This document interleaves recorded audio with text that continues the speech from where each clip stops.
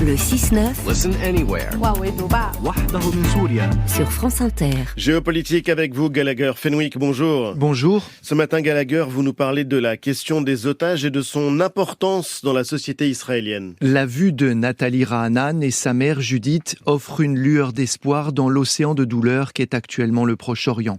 La libération par le Hamas de ces deux Américaines retenues à Gaza depuis le 7 octobre dernier était inespérée. Rien n'a filtré sur la nature des transactions ayant permis cet heureux dénouement, visiblement rendu possible par une médiation du Qatar, largement saluée. Dans la même journée, l'intensité des bombardements a diminué et des camions d'aide sont entrés dans l'enclave palestinienne. Preuve, s'il en fallait une, que la pression des chancelleries peut donner des résultats encourageants. Mais le soulagement pourrait bien être de courte durée. Les premiers à le redouter sont les Gazaouis, mais aussi les familles des dizaines d'autres personnes, toujours aux mains des factions qui opèrent dans la bande côtière. Pourquoi dites-vous cela, Gallagher ? D'abord, il y a eu des déclarations qui ont sans doute glacé le sang des familles des otages. Nir Barkat, ministre israélien de l'économie, a récemment dit à une chaîne américaine, je cite, « Nous ferons tout notre possible pour ramener nos otages, pour les ramener vivants. Mais la première et dernière priorité est de détruire le Hamas. Éradiquer l'ennemi d'abord, sauver des vies juives ensuite. Cela marquerait une rupture du contrat social d'une nation qui s'est bâtie sur la promesse de vie et de sécurité pour ses citoyens juifs.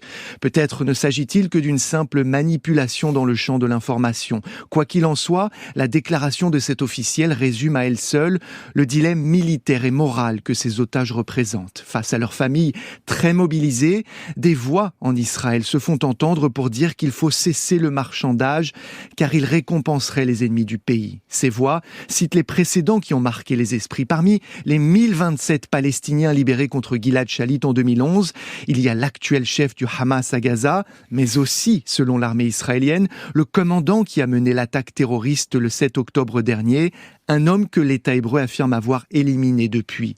Selon la presse israélienne, les États-Unis, mais aussi des pays européens, tentent actuellement de retarder l'incursion terrestre promise par Israël. Cela pour permettre à la diplomatie de poursuivre ses efforts. Doha affirme être en mesure de faire libérer tous les otages. Le gouvernement israélien sait qu'avec chaque jour qui passe et les morts palestiniens qui s'accumulent, sa marge de manœuvre s'amenuise, ainsi que la solidarité occidentale initialement exprimée. Israël est désormais face à un choix impossible, les concessions ou l'intransigeance. Il lui faut rapidement trancher, sachant que dans les deux cas, ceux qui sont aux commandes n'échapperont pas à leurs responsabilités dans ce qui s'avère être le pire échec sécuritaire que l'État hébreu ait connu depuis sa proclamation en 1948. Merci Gallagher Fenwick, c'était Géopolitique à suivre sur Inter, le grand entretien avec François Gémen.